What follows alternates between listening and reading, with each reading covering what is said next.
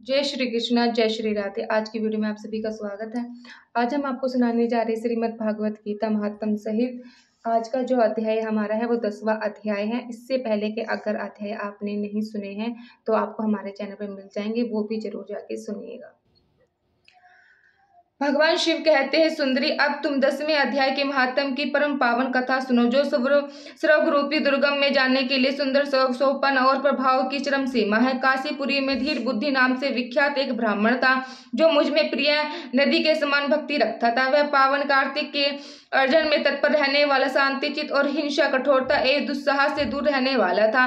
जितेंद्रिय होने के कारण वह निवृत्त मार्ग में ही स्थित रहता था। उसने वेद रूपी समुद्र का पार पा लिया था। वह संपूर्ण शास्त्रों के तत्पर का ज्ञाता था। उसका चित्त सदा मेरे ध्यान में संग्लित रहता था। वह मन को अंतरात्मा में लगाकर सदा आत्मा तत्व का सत्कार किया करता था। अतः जब वह चलने लगता तब मैं प्रेम वंश उसके पीछे दौड़ दौड़ कर उसका हाथ का सहारा देता रहता था। यह देख मेरे पार्षद भूखंडी पूछे, भगवान इस प्रकार भला किसने आपका दर्शन किया होगा? इस महात्मा ने कौन सा तप, होम अथवा जाप किया है कि स्वयं आप ही पद पद पर इसे हाथ का सहारा देते चलते हैं? भूखंड का यह प्रश्न सुनकर मैंने इस प्रकार उत्तर देना आरंभ किया। एक समय की बात है, कैलाश पर्वत के पश्चिम भाग में पौत्रगण वन के भीतर चंद्रमा की अमृतमय किरणों से धुली हुई भूमि में एक वेदी का आश्रय लेकर मैं बैठा हुआ था। मेरे बैठने के क्षण भर बाद ही साहस बड़े जोर की आंधी उठी। वहां के वृक्षों की शाखाएं नीचे ऊपर होकर आपस में टकराने लगी। कितने ही टहनियां टूट टूट कर बिखर गई, पर पर्वत की अवचल छाया भी हिलने लगी। इसी के बाद वह महान भयंकर शब्द हुआ, जिससे पर्वत की कंधाएं प्रतिध्वनि हो उठी। तंतार आकाश से कोई विशाल पक्षी उतरा, जिसकी कांति काले मेघों के समान थी। वह कंजली की राशि अंधकार के समूह अथवा पंख कटे हुए काले पर्वत सा जाना पड़ता था। पैरों से पृथ्वी का सहारा लेकर उस पक्षी ने मुझे प्रणाम किया और एक सुंदर नवीन कमल मेरे चरणों में रखकर स्पष्ट वाणी में स्तुति करना आरंभ किया। पक्षी बोला, देव आपकी जय हो। आप चित्तानंद माया सुधा के सागर तथा जगत के पालक है। सदा सद्भावना से युक्त एवं अनंत शक्ति के लहरों से लगती है। आपके वैभव का कहीं अंत नहीं है। आपकी जय हो। अद्वितीय वासना से परिपूर्ण बुद्धि के द्वारा आप त्रिवेदी गुणों से रहित है। आप जितेंद्रिय भक्तों के अधीन रहते हैं तथा ध्यान में आपकी स्वरूप का साक्षात होता है।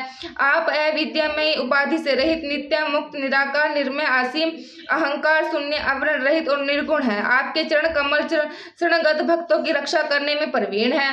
आपने भयंकर ललाट रूपी महास्पर्श की विषय ज्वाला से अपने कामदेव को भस्म किया है। आपकी जय हो। आप प्रत्यक्ष आदि प्राणियों प्रणामों से दूर होते हुए भी प्रणाम स्वरूप है। आपको बार बार नमस्कार है। चैतन्य के स्वामी और त्रिभुवन रूपधारी आपको प्रणाम है। मैं श्रेष्ठ योनियों द्वारा चुंबित आपके उन चरण कमलों की वंदना करता हूँ, जो अपार भव पाप के समुद्र से पाप उतरने में अद्भुत शक्तिशाली है। महादेव साक्षात वृहस्पति भी आपकी स्तुति करने की दुष्टा नहीं कर सकते। आप सहस्त्रों मुख वाले नागराज शेष में इतनी चतुरी नहीं है कि मैं आपके गुणों का वर्णन कर सके। फिर मेरे जैसे छोटी बुद्धि वाले पक्षी की तो बसित ही क्या है। उस पक्षी के द्वारा किए हुए इस तरह को सुनकर मैंने उससे पूछा, भी हम तुम कौन हो और कहां से आए हो? तुम्हारी आकृति तो हंस जैसी है, मगर रंग कौवे का मिला है। तुम जैसे प्रयोजनों को लेकर यहाँ आए हो, उसे बतलाए। पक्षी बोला, देवस मुझे ब्रह्मा जी का हंस जाने। जिस क्रम से मेरे शरीर में इस समय कालिमा आ गई है, उसे सुनिए प्रभु। यद्यपि वह सर्वज्ञ है, अतः आपसे कोई भी बात छिपी नहीं है। तथापि यदि आप पूछते हैं तो मैं बतलाता हूँ। सूरत नगर के पास एक सुंदर सरोवर है, जिसमें कमल लहराते रहते हैं। उसी में बाल चंद्रमा के टुकड़े जैसे श्वेत मुर्गों के ग्रास लेकर मैं बड़ी तीव्र गति से आकाश में उड़ रहा था। उड़ते उड़ते साहसी वहां से पृथ्वी पर गिर पड़ा। जब होश में आया और अपने गिरने का कोई कारण न देख सका तो मन ही मन सोचने लगा, हो यह मुझ पर क्या आ पड़ा? आज मेरा पतन कैसे हो गया? पके हुए कपूर के समान मेरे श्वेत शरीर में यह कालिमा कैसे आ गई? इसी प्रकार विस्मित होकर मैं अभी विचार ही कर रहा था कि उस पखोर के कमलों से मुझे एक ऐसी वाणी सुनाई दी, हंस उठा। मैं तुम्हारे गिरने और काले होने का कारण बताता हूँ। तब मैं उठकर सरोवर के बीच में गया और वहां के 5 कमलों से युक्त एक सुंदर कमलिनी को देखा। उसको प्रणाम करके मैंने प्रदक्षिणा की और अपने पतन का सारा कारण पूछा। कमलिनी ने बोला, काल हंस, तुम आकाश मार्ग में मुझे लांग कर गए हो। उसी पर तक के प्रणाम वंश तुम्हें पृथ्वी पर गिरना पड़ा तथा उसी के कारण तुम्हारे शरीर में कालिमा दिखाई देती है। तुम्हें गिरा देख मेरे हृदय में दया भर आई और जब मैं इस मध्य कमल के द्वारा बोलने लगी, तो उसी समय मेरे मुख से निकली हुई सुगंध को सूंघकर 60,000 भंवरे स्वर्गलोक को प्राप्त हो गए। पक्षी राज, जिस कारण मुझ में इतना वैभव, इतना प्रभाव आया है, उसे बतलाती हूँ, सुनो। इस जन्म से पहले तीसरे जन्म में इस पृथ्वी पर एक ब्राह्मण की कन्या के रूप में उत्पन्न हुई थी। उसी समय मेरा नाम सरोज वंदना था। मैं गुरुजनों की सेवा करती हुई सदा एकमात्र पतिव्रता के पालन में तत्पर रहती थी। एक दिन की बात है, मैं एक मैना को पढ़ा रही थी। इससे पति सेवा में कुछ विलंब हो गए। इससे पतिदेव कुपित हो गए। उन्होंने श्राप दिया, पापनी तू मैना हो जा। मरने के बाद यद्यपि मैं मैना ही हुई, तथापि पतिव्रता के प्रसाद से मुनियों के घर में मुझे आश्रय मिला। किसी मुनि कन्या ने मेरा पालन पोषण किया। मैं जिनके घर में थी, वहां ब्राह्मण प्रतिदिन प्रातःकाल विभूतियों नाम से प्रसिद्ध गीता के 10वें अध्याय का पाठ करते थे और मैं उसी पापहारी अध्याय को सुना करती थी।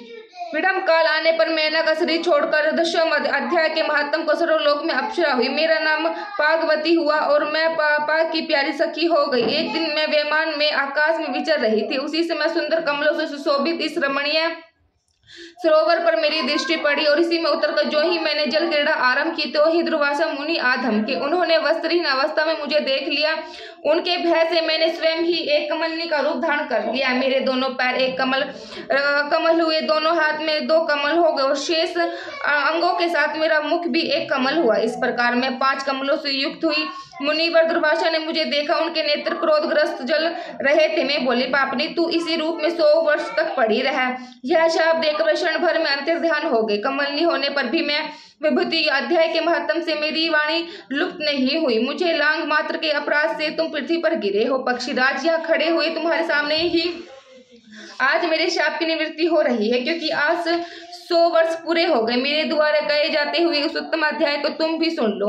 उसी के क्षण मात्र से तुम भी आज ही मुक्त हो जाओगे। यह कहकर भगवान ने स्पष्ट एवं सुंदर वाणी में 10वें अध्याय का पाठ किया और वह मुक्त हो गई।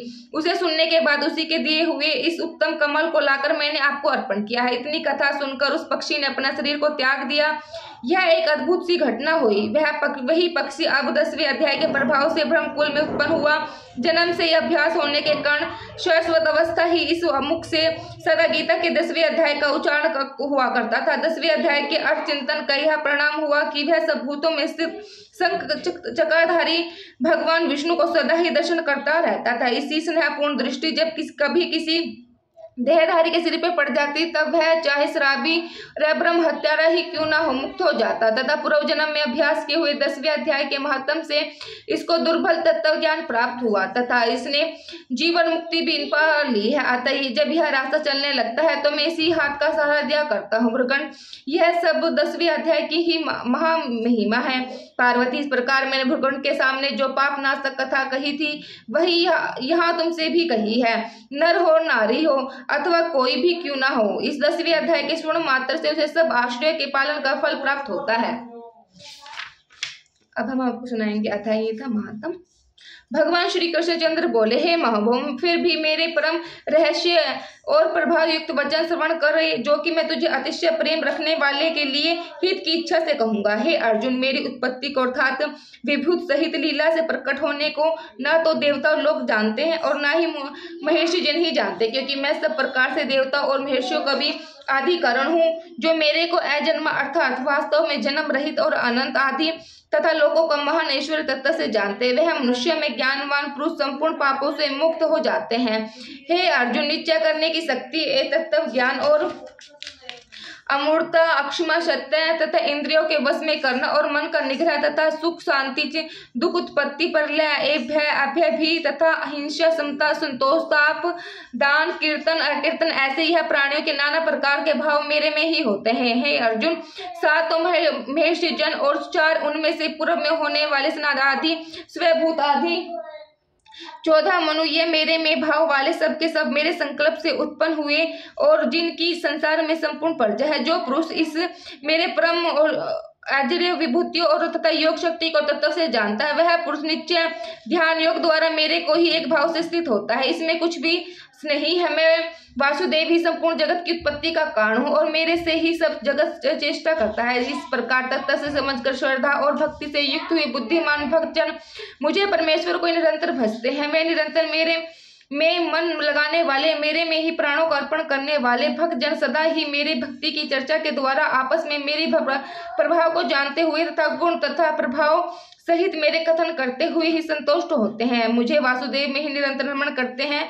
उन्हें निरंतर मेरे ध्यान में लगे और प्रेम पूर्वक भजने वाले भक्तों को मैं वह तत्व ज्ञान रूप योग देता हूँ जिससे वे मेरे को ही प्राप्त होते हैं। हे अर्जुन, उनके ऊपर अनुग्रह करने के लिए ही मैं स्वयं उनके अंतःकरण में एक भाव से स्थित हुआ अज्ञान से उत्पन्न हुए अंधकार को प्रकाश में तत्व ज्ञान रूप दीप द्वारा नष्ट करता हूँ। इस प्रकार भगवान के वचनों को सुनकर अर्जुन बोले, हे भगवान, आप पार ब्रह्म और पार परम धाम एक पवित्र है, क्योंकि आपको सब ऋषि जन सनातनी दिव्य पुरुष एवं देवों को भी अति देव अजन्मे और सर्वव्यापी कहते हैं। वैसे ही देव ऋषि नारद तथा ऐसे तथा देव ऋषि तथा महर्षि व्यास और स्वयं आप भी मेरे प्रति है कहते हैं। हे केशव, जो कुछ भी मेरे प्रति आप कहते हैं इस समस्ता को मैं सत्य मानता हूँ। हे भगवान, आपकी लीलिमा स्वरूप को ना दानव जानते हैं ना ही देवता ही जानते हैं।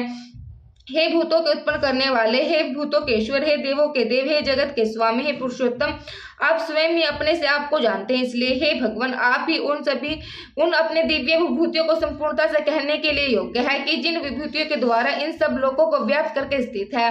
हे योगेश्वर, मैं किस प्रकार निरंतर चिंतन करता हूँ आपको जानूं, और हे भगवान, आप किन किन भावों मेरे द्वारा चिंतन करने योग्य है। हे जनार्दन, आपकी योग्य शक्ति को परमेश्वर रूप विभूतियों को फिर भी विस्तार पूर्वक कहिए, क्योंकि आपके अमृत में वचनों को सुनते हुए मेरी तृप्ति नहीं होती, अर्थात सुनने की उत्कृष्टता बनी रहती है। इसी प्रकार अर्जुन के पूछने पर श्री कृष्ण भगवान बोले, हे कुरुश्रेष्ठ, अब मैं तेरे लिए अपनी दिव्य भूतियों को प्रधानता से कहूंगा, क्योंकि मेरे विस्तार का अंत नहीं है। हे अर्जुन, मैं सब भूतों के हृदय में स्थित सबकी आत्मा हूँ तथा संपूर्ण भूतों आदि मध्य और अंत भी मैं ही हूँ। हे अर्जुन, मैं आदि तक के ब्रह्मा पुत्रों में विष्णु अर्थात वाम अवतार और ज्योतिर्मय किरणों वाले सूर्य हूँ तथा मैं 79 वायु देवता में मृजन नामक वायु देवता और नक्षत्रों में नक्षत्र का अधिपति चंद्रमा हूँ। मैं वेदों में साम वेद हूँ, मैं वेद देवों में इंद्र हूँ और इंद्रियों में मन हूँ। भूत प्राणियों में चेतना अर्थात ज्ञान शक्ति हूँ। मैं एकादशी रुद्रों में शंकर हूँ और यक्ष और राक्षसों में धन का स्वामी कुबेर हूँ। और मैं 8 वासु में अग्नि हूँ तथा शिखर वाले पर्वत में सुमेर पर्वत हूँ। पुरोहित में मुख्य अर्थात देवताओं को पुरोहित वनस्पति मेरे को ही जानते हैं तथा हे पार्थ, मैं सेनापतियों में स्वयं कार्तिक और जलस्यों में समुद्र हूँ। हे अर्जुन, महर्षियों में भृंग और वचनों में एक अक्षर अर्थात ओमकार हूँ तथा सब प्रकार के यज्ञों में जाप यज्ञ और स्थिर रहने वालों में हिमालय पहाड़ हूँ। सब वृक्षों में पीपल का वृक्ष और देव ऋषियों में नारद मुनि तथा गांधर्वों में चित्ररथ और सिद्धियों में कपिल मुनि हूँ। हे अर्जुन, तू घोड़ों में अमृत से उत्पन्न होने वाला उश्रव नामक घोड़ा और हाथियों में ऐरावत नामक हाथी तथा मनुष्यों में राजा मेरे को ही जान। हे अर्जुन, मैं शास्त्रों में व्रज और गौ में कामधेनु हूँ और शास्त्र सप्तऋत से संतान की उत्पत्ति के हेतु कामदेव हूँ। सर्पों में सर्पराज वासुका हूँ। मैं नागों में शेष नाग, जलचरों में उनका अधिपति वरुण देवता हूँ और पितरों में यह आर्य नामक पितृश्व तथा शासन करने वालों में यमराज मैं ही हूँ। हे अर्जुन, मैं दैत्य में प्रहा और गिनती करने वालों में स्वयं हूँ तथा पशुओं में मृगराज सिंह और पक्षियों में गरुड़ मैं ही हूँ। मैं पवित्र करने वालों में वायु और शस्त्रधारियों में राम हूँ तथा मछलियों में मगरमच्छ और नदियों में श्री भंगीरथ गंगा हूँ।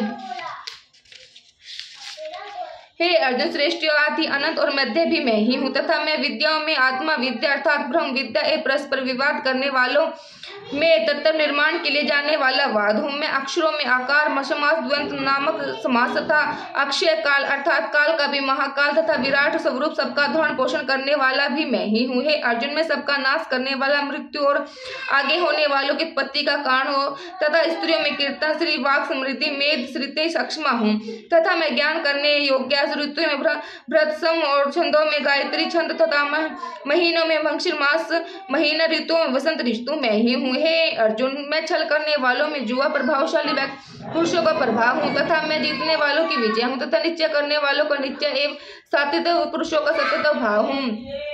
वीणवशियों में वासुदेव अर्थात मैं स्वयं तुम्हारा सखा और पांडवों में धनंजय अर्थात तू एवं मुनियों में वेद व्यास और कवियों में शुक्राचार्य कवि भी मैं ही हूँ। और दमन करने वालों का दंड अर्थात दमन करने की शक्ति हूँ, जीतने की इच्छा वालों की नीति हूँ और गोपनीयों में अर्थात गुप्त रखने योग्य भावों में मौन हूँ तथा ज्ञान भागों का तत्व ज्ञान मैं ही हूँ। और हे अर्जुन, जो सब भूतों की उत्पत्ति का कारण है वह भी मैं ही हूँ, क्योंकि ऐसा वह चर और अचर कोई भी भूत नहीं है जो मेरे से रहित होवे, इसलिए सब कुछ मेरा ही स्वरूप है। हे प्रताप, मेरी दिव्य विभूतियों का अंत नहीं। यह तो मैंने अपनी विभूतियों का विस्तार तेरे लिए एक देश से अर्थात संक्षेप से कहा है। इसलिए हे अर्जुन, जो भी विभूतियां युक्त अर्थात ऐश्वर्य युक्त एवं कांति युक्त एवं शक्ति युक्त वस्तु है उसको तू मेरे तेज के अंश से उत्पन्न हुआ जान। अथवा हे अर्जुन, इसे बहुत जानने से तेरा क्या प्रयोजन है? मैं इस संपूर्ण जगत को अपनी योग माया के एक अंश मात्र से धारण करके स्थित हूँ, इसलिए मेरे को ही तत्व जानना चाहिए।